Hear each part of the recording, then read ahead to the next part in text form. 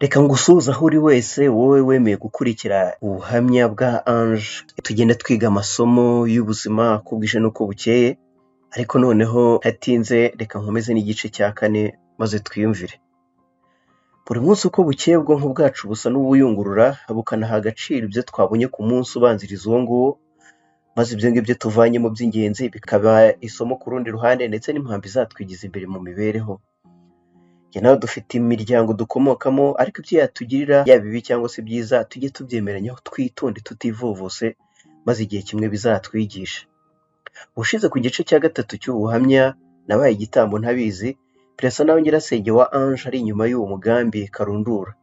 Gusa harasa naho akiriho agahu, ariko kazaye kuko uzagenda ukurikirana ibindi bice biri imbere.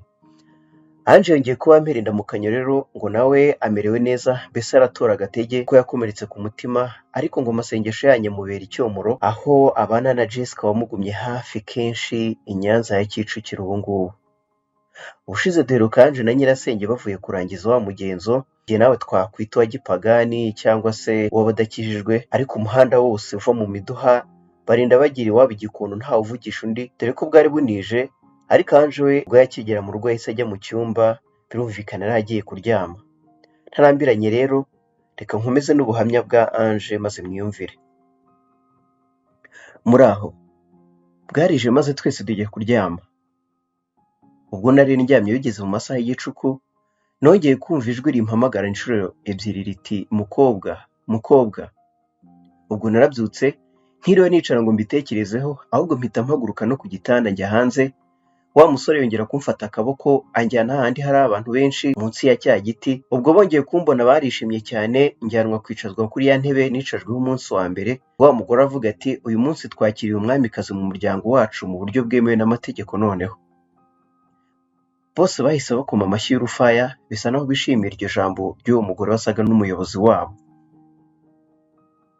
Umugore yazanye ihene imbere y'isekurume, ayisogota icyuma mu ijosi, maze basuka amaraso yayo ku isiniya bayantera mu rushinge, andi asigaye bayansiga ku mubiri hose. Abwira ba basore ati ihene nabonaga ifite imbaraga nk'iz'injangwe, none nimuzane n'amaraso y'injangwe nayo tuyamusiga. Uwo mwanya w'abasore bazanye injangwe nzima nayo bayisogota ndeba, bansiga amaraso yayo andi bayantera mu mubiri, ariko bakoresheje urushinge. Mu by'ukuri ibi ngibi byakorwaga nicecekeye. Ibyo birangiye wa musore yarongeye amfata akaboko asubiza mu rugo, ubwo nanjye nisubirira mu gitanda ndaryama. Bukeye mu gitondo umukuru wanjye Jessica yarambyukije, ampamagara mu izina nahawe n'ababyeyi ati Ange, Ange, uracyaryamye na n'ubu? Naramubajije nti ese isaha igeze hehe? Yambwiye ko 3:00 zageze. Ndikanga ndabyuka nicara ku gitanda, nawe yicara imbere yanjye, ariko nkabona ndeba mu maso, mbese yumiwe bitewe n'uko nasaga mu maso ahari. Yanyitegereje umwanya munini, numva arambwiye ati genda woge mu maso. Ubwo narabyutse njya hanze nshaka amazi ngo njye gukaraba mu maso, ariko ntarakaraba masenge yahise ampamagara ansaba ko igihe cyose nzajya mvuye guterwa amaraso ndetse no kuyasiga umubiri wose, ko ntagomba kujya gukaraba kugira ngo banze yinjire mu mubiri neza. Naratangiye nti mvuye guterwa amaraso, intese noneho ibi ngibi ni ibiki umbwira Shanga? Nawe ati gire ku bwana. Yambaje niba byabaye mu ijoro rikeye naba ntabyibagiwe. Naramubwiye intese Shangazi nawe wari uhari? Shangazi yarasetse ati ntugire ubwoba mwana wanjye, ni ibisanzwe numara kumenyera uzabikunda. Ati kandi kuba wahamagarwa mu ijoro ni ibisanzwe. Narongeye ndamubaza nti intese ntabwo bisanzwe bibaho ahubwo? Masenge ntiyansubije na kimwe, ahubwo yansabye gufunga umunwa ngaceceka, ndetse ngo na mukuru wanjye Jessica ntazagire ibyo amenya ku kiganiro twagiranye. Yongera kumbwira ati kandi ndizera ko wanyumvise neza. Namwitegereje ndamubwira nti nakumvise, ariko Jessica yantegetse koga mu maso. Yaramuvuguje ati ngiye noneho ndavuze ngo ntiwoge kandi ukora ibyo nkubwiye. Uramutse ugiye koga umunsi umwe ibyakubayeho bizongera kukubaho nta kabuza.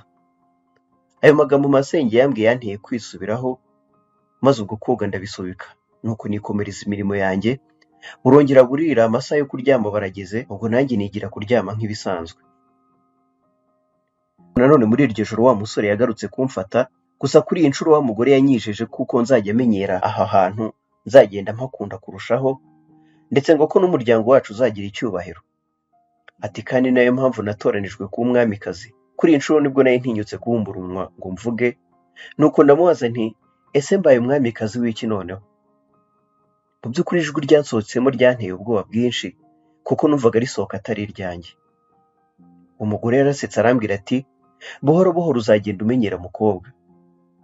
Wa musore yongeye kumfata ikiganza nsubiza mu rugo kuryama. Bukeye bwaho ntabeshye nagize kwibaza gukomeye cyane.